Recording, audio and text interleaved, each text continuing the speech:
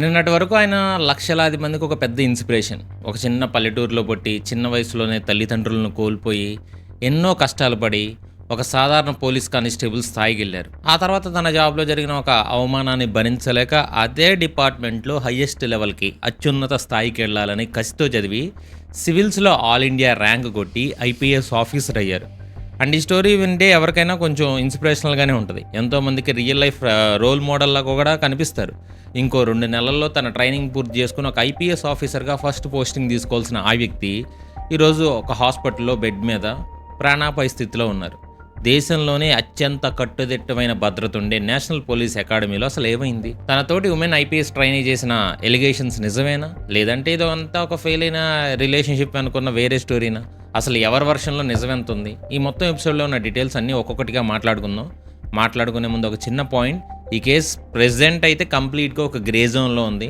ఒక పక్క కోర్టు తీర్పు రాకముందే సోషల్ మీడియాలో జడ్జిమెంట్ ట్రయల్స్ కూడా ఎవరికి వచ్చినట్టు వాళ్ళు మాట్లాడేస్తున్నారు. కానీ మన ఛానల్‌లో ఇద్దరు వెర్షన్స్‌ని ఎలాంటి బయాస్ లేకుండా నిజాల్ని నిజాలుగానే మాట్లాడుకుందాం. ఒకళ్ళని బ్లేమ్ చేయొద్దు. ఫ్యాక్ట్స్ ఆధారంగా న్యూట్రల్‌గా ఆలోచించే ఒక మెచ్యూర్ ఆడియన్స్ కోసమే ఈ కాంటెంట్ క్రియేట్ చేస్తున్నాం. అండ్ ఈ వీడియోస్‌ని ప్రతిరోజు వేలాది మంది, లక్షలాది మంది చూస్తున్నారు. కానీ అందులో 70% మాత్రమే సబ్స్క్రైబ్ చేసుకోకుండానే చూస్తున్నారు. అందులో దాదాపు 30% మాత్రమే సబ్స్క్రైబ్ చేసుకున్నారు. 70% మంది సబ్స్క్రైబ్ చేసుకోకుండానే చూస్తున్నారు. మీరు కూడా ఎలాంటి డ్రామా లేకుండా జెన్యూన్ కాంటెంట్‌ని, నిజమైన ఇన్ఫర్మేషన్‌ని కోరుకునే వాళ్ళైతే ఇప్పుడే మన ఛానల్‌ని సబ్స్క్రైబ్ చేసుకోండి. అలాగే పక్కనే ఉన్న బెల్ ఐకాన్‌ని కూడా క్లిక్ చేసి మన ఛానల్ ఫ్యామిలీలో, వీఆర్ ఫ్యామిలీలో జాయిన్ అయిపోండి. అండ్ ఈ వీడియో ఇన్ఫర్మేటివ్‌గా అనిపిస్తే ఒక లైక్ చేసి మీ ఫ్రెండ్స్‌తో కూడా షేర్ చేసుకోవచ్చు. ఇక ఈ స్టోరీ మనం కొంచెం క్లియర్‌గా అర్థం అవ్వాలంటే, మనం ముందుగా ఉదయ్ కృష్ణారెడ్డి బ్యాక్‌గ్రౌండ్ గురించి చాలా డీటెయిల్‌గా మాట్లాడుకోవాలి. సొంతూరు వచ్చేసి ఉదయ్ సొంతూరు ప్రకాశం జిల్లా సింగరాయకొండ మండలంలో ఊళ్లపాలెం అనే ఒక చిన్న గ్రామం. ఉదయ్‌కి కేవలం 4.5 ఏళ్ల వయసు ఉన్నప్పుడే వాళ్ళ మదర్ చనిపోయారు. ఆ తర్వాత 15 ఏళ్ల వయసు వచ్చేసరికి ఫాదరు చనిపోయారు.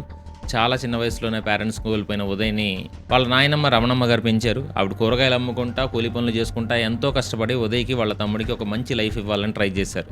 అండ్ ఆ కష్టాల్లో కూడా ఉదయ్ చదువు మీద ఎంతో ఇంట్రెస్ట్ చూపించాడు.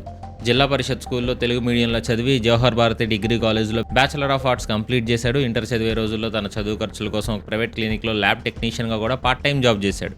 సో ఇలాంటి పావర్టీ బ్యాక్గ్రౌండ్ నుంచి వచ్చిన ఒక వ్యక్తి సివిల్స్ వరకు వెళ్ళడం అంటే అది మామూలు విషయం కూడా కాదు. అండ్ డిగ్రీ అయిపోయిన తర్వాత 2013లో ఉదయ్కి పోలీస్ డిపార్ట్మెంట్లో కానిస్టేబుల్గా జాబ్ వచ్చింది. గుడ్లూరు ఇంకా రామాయపట్నం మెరైన్ పోలీస్ స్టేషన్స్లో ఆయన డ్యూటీ చేశారు. నార్మల్గా ఒక మిడిల్ క్లాస్ ఫ్యామిలీకి గవర్నమెంట్ జాబ్ రావడం అంటే అదొక పెద్ద అచీవ్మెంట్. ఉదయ్ కూడా తన డ్యూటీని చాలా డెడికేషన్తో చేసుకుంటూ వెళ్ళాడు. కానీ 2018లో జరిగిన ఒక ఇన్సిడెంట్ ఉదయ్ లైఫ్ని కొంచెం టర్న్ చేసిందనే చెప్పాలి. ఆ టైంలో ఉదయ్కి తన సుపీరియర్ ఆఫీసర్ అయిన ఒక సర్కిల్ ఇన్స్పెక్టర్తో కొన్ని ఇష్యూస్ వచ్చాయి. ఆ సీఐ అండ్ తన పర్సనల్ కోపంతో దాదాపు 60 మంది పోలీస్ ఆఫీసర్స్ ముందు ఉదయ్ని చాలా దారుణంగా అవమానించారంట. పనిష్మెంట్ పేరుతో ఒక గంట ఎక్కువసేపు అందరి ముందు ఎక్స్ట్రా డ్రిల్ చేయించారు. అండ్ ఆ పబ్లిక్ షేమింగ్ ఉదయ్ని కొంచెం సైకలాజికల్గా, మానసికంగా కూడా చాలా దెబ్బతీసింది. ఎవరైనా అలాంటి సిచ్యువేషన్లో ఉంటే మేబీ జాబ్ మానేసి వేరే పనులకు వెళ్ళిపోతారా, లేదా డిప్రెషన్లోకి వెళ్తారా. కానీ ఉదయ్ అలా చేయలే. అండ్ ఆ అవమానాన్ని ఒక కసిగా మార్చుకొని తన ఏ కానిస్టేబుల్ అయితే అవమానించారో అదే డిపార్ట్మెంట్లో అత్యున్నత స్థాయి ఆఫీసర్గా తిరిగి రావాలని డిసైడ్ అయ్యారు. అండ్ డాక్టర్ బిఆర్ అంబేద్కర్ గారిని స్ఫూర్తిగా తీసుకొని తన ఆత్మగౌరవం కోసం ఆ కానిస్టేబుల్ జాబ్కి రిజైన్ చేసి full time UPSC preparation start చేశాడు. సివిల్ ప్రిపరేషన్ అంటే అది ఎంత టఫ్ టాస్క్ అనేది మనందరికీ తెలుసు. అందులోనూ తెలుగు మీడియం బ్యాక్గ్రౌండ్ నుంచి వచ్చిన ఉదయ్కి ఇంగ్లీష్ మీద గ్రిప్గా దొరకడం కూడా చాలా పెద్ద ఛాలెంజ్. అండ్ దాన్ని ఓవర్కమ్ చేయడానికి 1వ తరగతి నుంచి 10వ తరగతి వరకు ఉన్న ఇంగ్లీష్ టెక్స్ట్ బుక్స్ మొత్తం చదివారు. ఎన్సీఈఆర్టీ బుక్స్ కానీ, గ్రామర్ బుక్స్ కానీ, ఇంగ్లీష్ న్యూస్ పేపర్స్, నావెల్స్ అన్నీ చదివి ఇంగ్లీష్ మీద గ్రిప్ తెచ్చుకున్నారు. రోజుకి దాదాపు 12 అవర్స్ పాటు చదువుతా పొలిటికల్ సైన్స్ అండ్ ఇంటర్నేషనల్ రిలేషన్స్ని ఆప్షనల్ సబ్జెక్ట్గా తీసుకుని ఎంతో హార్డ్ వర్క్ చేశారు. కానీ సివిల్స్లో వెంటనే సక్సెస్ రాలా. 2019, 2021, 2022లో వరుసగా అటెంప్ట్స్ ఇచ్చినా కూడా కట్ ఆఫ్ దగ్గరలో మిస్ అయింది. అయినా సరే గివప్ ఇవ్వకుండా ఫైనల్గా 2023లో 780 ర్యాంక్ వచ్చింది. ఇండియన్ రైల్వే మేనేజ్మెంట్ సర్వీస్లో జాయిన్ అయ్యారు.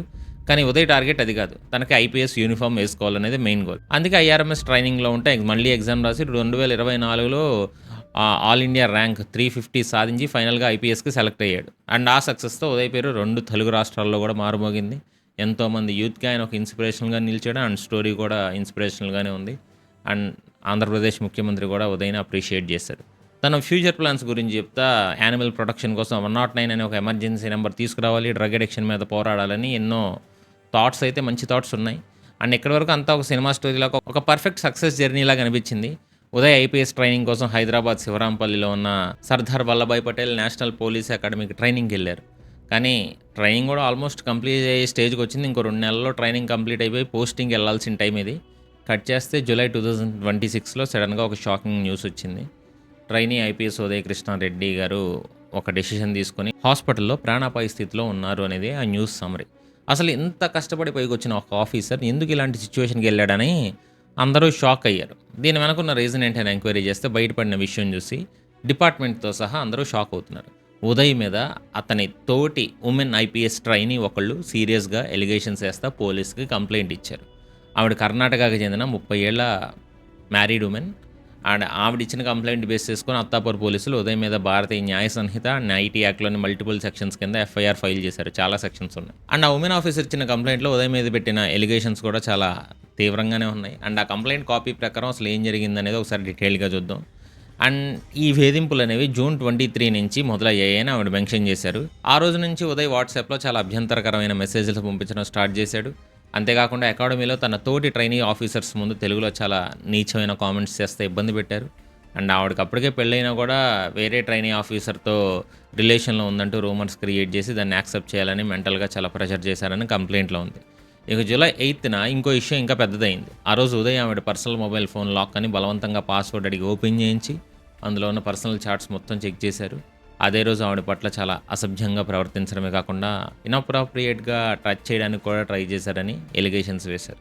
కానీ జూలై 9న ఇంకో ఇన్సిడెంట్ ఈ కేసు మొత్తానికి చాలా క్రూషియల్ పాయింట్. రాత్రి 9 గంటల సమయంలో ఉదయ్ ఆ ఉమెన్ ఆఫీసర్ని అడ్డుకొని బలవంతంగా తన రూమ్లోకి తీసుకెళ్లారు అని చెప్పి ఆవిడ కంప్లైంట్లో రాశారు. ఆవిడ బయటికి వెళ్లకుండా జుట్టు పట్టుకుని మెడ మీద కత్తి పెట్టి బెదిరించారని, గొంతు నలపడానికి ట్రై చేశారని చాలా సీరియస్ ఎలిగేషన్స్ ఉన్నాయి. అండ్ ఆ టైంలో ఇంకొన్ని కండోమ్స్ కూడా మొహం మీద విసిరేశారని, చాలా ప్యానిక్కి గురి చేశారని కూడా కంప్లైంట్లో రాశారు. అండ్ ఈ ఇన్సిడెంట్ జరిగిన తర్వాత రోజు జూలై 10న కూడా మార్నింగ్ 7:50కి కూడా ఉదయ్ మళ్ళీ ఆవిడపై ఫిజికల్గా అటాక్ చేయడానికి ప్రయత్నించారని కంప్లైంట్లో ఉంది. అండ్ ఇదంతా ఒక ఎత్తు అయితే ఈ ఇన్సిడెంట్ మొత్తంలో ఇంకొక ఎలిగేషన్ కూడా ఉంది. ఉదయ్ ఆ ఉమెన్ ఆఫీసర్కి తెలియకుండా ఒక ప్రైవేట్ వీడియో రికార్డ్ చేశాడు. ఆ వీడియోని ఆవిడ హస్బెండ్కి పంపి ఆమెని బ్లాక్మెయిల్ చేయాలని, ఆమె రిప్యుటేషన్ని డ్యామేజ్ చేయాలని ట్రై చేశారని కంప్లైంట్లో క్లియర్గా చెప్పారు. అండ్ ఇవన్నీ భరించలేక జూలై 18న రాత్రి 11 గంటల సమయంలో ఆవిడ పోలీసులకు అఫీషియల్గా కంప్లైంట్ ఇచ్చారు. అండ్ ఈ కంప్లైంట్ రిసీవ్ చేసుకున్న తర్వాత అకాడమీలోని ఇంటర్నల్ కమిటీ కూడా ఎంక్వైరీ స్టార్ట్ చేసింది. ఇనీషియల్ ఎవిడెన్సెస్, ప్రాథమిక ఆధారాలు అండ్ సీసీ కెమెరాల ఆధారాలతో విచారణ చేపట్టిన అకాడమీ అధికారులు ఉదయ్ కృష్ణారెడ్డిని తాత్కాలికంగా సస్పెండ్ చేశారు. సీసీటీవీ ఫుటేజ్ని చెక్ చేసి ప్రివిలేజ్ కమిటీ ఉదయ్ని టెంపరీగా సస్పెండ్ చేస్తే డెసిషన్ తీసుకున్నట్టు న్యూస్ వస్తున్నాయి. కానీ ఇందులో క్లారిటీ లేదు, తర్వాత మాట్లాడదాం. ఇంకోవైపు అత్తాపూర్ పోలీసులు కూడా కేసు రిజిస్టర్ చేసి ఎంక్వైరీ స్టార్ట్ చేశారు. అండ్ ఈ స్టోరీ అంతా ఏంటంటే ఒక ఇన్స్పైరింగ్ పర్సన్ ఎందుకు ఇలా చేశాడు, ఖచ్చితంగా ఇక్కడ ఉదయ్దే 100% తప్పు అని ఎవరికైనా అనిపిస్తుంది. ఒక ఉమెన్ ఆఫీసర్ పట్ల అంత దారుణంగా ప్రవర్తించడం అనేది నిజంగా క్షమించడానికి నేరంలాగే కనిపిస్తుంది. పైగా అకాడమీ లాంటి హైలీ సెక్యూర్డ్ ప్లేస్లో ఇలా జరగడం అనేది పోలీసు వ్యవస్థకు కూడా ఒక పెద్ద మచ్చ లాంటిది. కానీ ఇక్కడే ఇంకో ఊహించిన ట్విస్ట్ వచ్చింది. ఉదయ్ వర్షన్ వింటే ఈ కేసు మొత్తం ఇంకో యాంగిల్లో కనిపిస్తుంది. ఉదయ్ రాసిన 2 పేజీల లెటర్లో ఏముంది, డాక్టర్స్ అసలు ఏం చెప్పారనేది ఇప్పుడు చూద్దాం. మరి ఆ లెటర్ ఆయన రాశారా లేదో తెలియదు కానీ బట్ మీడియా హౌసెస్ అన్నీ ఆయనే రాశారని చెప్తున్నాయి. ఆ లెటర్ అయిందని నమ్మి అండ్ దాదాపు అందరూ అదే అంటున్నారులేండి. సో మేబీ ఆయనదే ఇవ్వచ్చు 90%. చూద్దాం ఆ లెటర్లో ఏముందో చూద్దాం. ఎందుకంటే ఇప్పటివరకు మనం విన్నది నారాయణకు ఒకవైపు మాత్రమే. ఒక ఉమెన్ ఆఫీసర్ ఇచ్చిన కంప్లైంట్ బేస్ చేసుకొని అండ్ ఆ లెటర్తో పాటు ఉదయ్ లాయర్ చెప్పిన ఆర్గ్యుమెంట్స్ కూడా వింటే అసలు నిజంగానే అక్కడ హెరాస్మెంట్ జరిగిందా లేదా ఇదంతా ఒక ఫెయిల్ అయిన రిలేషన్షిప్ వెనుకున్న కుట్ర అని ఒక డౌట్ కూడా క్రియేట్ అయింది. ఇప్పుడు కౌంటర్ నేరేటివ్ కూడా చూడాలి కదా, అది చెప్తాను. ఆదివారం రాత్రి ఉదయ్ హాస్పిటల్కి వెళ్ళడానికి ముందు ఒక 2 పేజీల లెటర్ రాశారు. ఆ 2 పేజీల నోట్ని పోలీసులు స్వాధీనం చేసుకున్నారు. ఆ లెటర్లో ఉదయ్ రాసిన విషయాలు కేసుని పూర్తిగా టర్న్ చేశాయి. ఉదయ్ ఆర్గ్యుమెంట్ ప్రకారం తన మీద వచ్చిన ఎలిగేషన్స్ అన్ని పూర్తిగా అబద్ధం. ఆఫీసర్కి ఉదయ్కి మధ్య, ఉమెన్ ఆఫీసర్కి ఉదయ్కి మధ్య ఎలాంటి శత్రుత్వం లేదు. పైగా వాళ్ళిద్దరి మధ్య గత ఏడాది కాలంగా జూన్ 2025 నుంచే ఒక క్లోజ్డ్ రిలేషన్షిప్ ఉందని ఆ లెటర్లో చాలా క్లియర్గా మెన్షన్ చేశారు. అండ్ ఇది వినడానికి చాలా షాకింగ్గా ఉన్న ఆ లెటర్లో ఇంకొన్ని సంచలన విషయాలు కూడా ఉన్నాయి. ఆ ఉమెన్ ఆఫీసర్కి వేరే వ్యక్తితో పెళ్ళైన తర్వాత కూడా వాళ్ళిద్దరి మధ్య ఈ రిలేషన్షిప్ కంటిన్యూ అయిందని, ఆమె తనంతట తనే వాలంటరీగా ఎన్నోసార్లు తన రూమ్కి వచ్చేదని ఉదయ్ క్లెయిమ్ చేస్తున్నాడు. అండ్ ఈ ఇష్యూ మొత్తం ఇక్కడే స్టార్ట్ అయింది. ముఖ్యంగా కంప్లైంట్లో ఆవిడ మెన్షన్ చేసిన జూలై 9న రాత్రి జరిగిన ఇన్సిడెంట్ గురించి ఉదయ్ తన లెటర్లో కంప్లీట్గా ఆపోజిట్ వర్షన్ చెప్తున్నాడు. ఆవిడ కంప్లైంట్లో ఉదయ్ తన బలవంతంగా రూమ్లోకి లాక్కెళ్ళి కత్తితో బెదిరించి కొన్ని అవి విసిరేశాడని చెప్పాను కదా. కానీ ఉదయ్ వర్షన్ ప్రకారం ఆ రోజు రాత్రి ఆమెను బలవంతంగా రూమ్లోకి తీసుకురాలేదంట. ఆమె వాలంటరీగా తన రూమ్కి వచ్చి గొడవ పెట్టుకుందని రాశాడు. అంతేకాదు తను ఇదివరకే ఆమెను తన రూమ్కి రావద్దని వార్నింగ్ ఇచ్చినా కూడా ఆమె వినకుండా వచ్చి తన పర్మిషన్ లేకుండానే చాలా ఇన్అప్రాప్రియేట్గా ప్రవర్తించింది, తనని హగ్ చేసుకుందని చెప్పి కూడా ఉదయ్ ఎలిగేషన్స్ వేస్తున్నాడు. ఇలా తన మాట వినకుండా రూమ్కి వచ్చి ఇబ్బంది పెడుతున్న ఆ సిచ్యువేషన్ని కేవలం ఒక ఎవిడెన్స్ కోసం మాత్రమే తను వీడియో రికార్డ్ చేశానని ఉదయ్ చెప్పాడు. అండ్ ఆ రికార్డ్ చేసిన వీడియోనే ఆమెతో తనకేమీ సంబంధం లేదని ప్రూవ్ చేయడానికి, అలాగే ఆమె తన రూమ్కి రాకుండా ఆపడానికి ఆమె హస్బెండ్కి ప్రూఫ్గా పంపించానని ఉదయ్ లెటర్లో ఎక్స్ప్లెయిన్ చేశాడు. అంటే తన సేఫ్టీ కోసం తన వీడియో తీసుకొని పంపితే ఆమె ఆ ఇన్సిడెంట్ మొత్తాన్ని మ్యానిపులేట్ చేసి కంప్లీట్గా రివర్స్ చేసి తన మీదే ఒక ఫాల్స్ కేసు పెట్టిందని ఉదయ్ ఆర్గ్యుమెంట్. అండ్ ఈ మొత్తం ఇన్సిడెంట్లో తను ఈరోజు ఎంత మెంటల్ ప్రెషర్ ఫేస్ చేయడానికి, తను డిసిషన్ తీసుకోవడానికి కూడా ముఖ్యంగా 4 వ్యక్తులు కారణం అని చెప్పి ఉదయ్ ఆ లెటర్లో పేర్లు కూడా రాశాడు. అందులో మొదటి వ్యక్తి కంప్లైంట్ ఇచ్చిన ఉమెన్ ఆఫీసర్, రెండో వ్యక్తి ఆమె హస్బెండ్, ఇంకా మిగతా ఇద్దరు ఆమె ఫ్రెండ్స్ అంట. అసలు నిజాలేంటో తెలుసుకోకుండా ఇద్దరు ఫెలో ఐపీఎస్ ట్రైనీస్ ఆమెను ఇంకా రెచ్చగొట్టి ఈ ఫాల్స్ కంప్లైంట్ ఇచ్చేలా చేశారనేది ఉదయ్ ఎలిగేషన్. నేను నేమ్స్ చూపించకూడదు, అందుకే బ్లర్ చేశాను, అర్థం చేసుకోండి. ఇక ఉదయ్ తరపున మాట్లాడుతున్న ఆయన ఫ్రెండ్ కమ్ లాయర్ అయిన వరా ఉదయ్ కుమార్ గారు చెప్తుంది ఈ వర్షన్. అండ్ ఈ కేసులో ఖచ్చితంగా ఎక్కడో తేడా కొడుతుందని ఎవరికైనా అనిపిస్తుంది. అండ్ లాయర్ రైజ్ చేసిన ఫస్ట్ పాయింట్ ఏంటంటే, నేషనల్ పోలీస్ అకాడమీ అనేది ఒక నార్మల్ హాస్టల్ కాదు. ఇది మన కంట్రీలో మోస్ట్ హైలీ సెక్యూర్డ్ క్యాంపస్. 24 గంటలు సెక్యూరిటీ ఉంటుంది. ప్రతి కారిడార్లో సీసీటీవీ కెమెరాస్ ఉంటాయి. చుట్టూ ఎంతమంది ఆఫీసర్స్ ఉంటారు. అలాంటి ప్లేస్లో ఒక ఉమెన్ ఆఫీసర్ని జుట్టు పట్టుకొని కారిడార్లో లాక్కెళ్తుంటే, ఒక కారిడార్ లో జుట్టు పట్టుకుని లాక్కెళ్తే ఖచ్చితంగా ఎవరో ఒకరు ఉంటారు, ఎవరో ఒకరు చూస్తారు. అది హైలీ సెక్యూర్డ్ ఏరియా, అది పాసిబుల్ అవ్వదు. మెడ మీద కత్తి పెట్టి బెదిరిస్తుంటే ఒక్కరు కూడా చూడకుండా ఉంటారా? అసలు అక్కడ ఇది ప్రాక్టికల్గా పాసిబుల్ అయ్యే పనేనా? అంతేకాకుండా ఉమెన్ ఆఫీసర్ కర్ణాటకకు చెందిన వ్యక్తి కావడంతో ఆమెకు తెలుగు రాదని ఉదయ్ తెలుగులో ఆమెను తిడతా కామెంట్స్ చేశాడని కంప్లైంట్లో ఉంది. కానీ లాయర్ ఆ ఆర్గ్యుమెంట్ని కూడా ఖండించాడు. తిట్టాడు అనేది కూడా చెప్తున్నా. అమ్మాయికి స్పష్టమైన తెలుగు వస్తుంది, స్పష్టమైన తెలుగులో చాట్ చేస్తుంది. ఓకే, అవన్నీ కూడా ఎవిడెన్స్ కలెక్ట్ చేశారు. ఆవిడికి చాలా క్లియర్గా తెలుగు వచ్చు, వాళ్ళిద్దరూ తెలుగులోనే చాట్ చేసుకున్నారని, దానికి సంబంధించిన చాట్ ఎవిడెన్సెస్ అని వాళ్ళ దగ్గర ఉన్నాయని లాయర్కి చెప్పాడు. అసలు ఇదంతా కేవలం ఒక ఫెయిల్ అయిన రిలేషన్షిప్ వల్లే జరిగిందని, ఆవిడ ఉదయ్ని పెళ్లి చేసుకుంటానని ప్రామిస్ చేసి ఆ తర్వాత వేరే వాళ్ళని పెళ్లి చేసుకొని ఇప్పుడు చట్టాలను దుర్వినియోగం చేస్తూ ఉదయ్ కెరీర్ని డ్యామేజ్ చేయడానికి ట్రై చేస్తుందని లాయర్ ఆర్గ్యుమెంట్. అండ్ ఈ కేసులో మీడియాలో వస్తున్న కొన్ని రూమర్స్ మీద కూడా లాయర్ క్లారిటీ ఇచ్చారు. పోలీసులు ఉదయ్కి నోటీసెస్ ఇచ్చారు కానీ అకాడమీ ఉదయ్ని సస్పెండ్ చేసింది అనే న్యూస్లో ఎలాంటి నిజం లేదని చెప్పారు. అండ్ ఇప్పటివరకు పోలీసుల నుంచి ఎలాంటి 41A నోటీస్ రాలేదు. నిజానికి జూలై 19 ఆదివారం రాత్రి ఉదయ్ లీగల్ టీంతో కలిసి పోలీస్ స్టేషన్కి వెళ్ళి ఆ ఉమెన్ ఆఫీసర్ మీద కౌంటర్ ఎఫ్ఐఆర్ ఫైల్ చేయడానికి ట్రై చేశాడని కూడా లాయర్ చెప్పారు. 35 నోటీస్ రాలేదు, ఇన్వెస్టిగేషన్ అటెండ్ కమ్మని. ఇన్ఫాక్ట్ మేమే నిన్న నైట్ పోలీస్ స్టేషన్కి వెళ్ళాము, తీసుకుని వెళ్ళి ఒక కౌంటర్ ఎఫ్ఐఆర్ ఫైల్ చేయాలని అనుకున్నాము.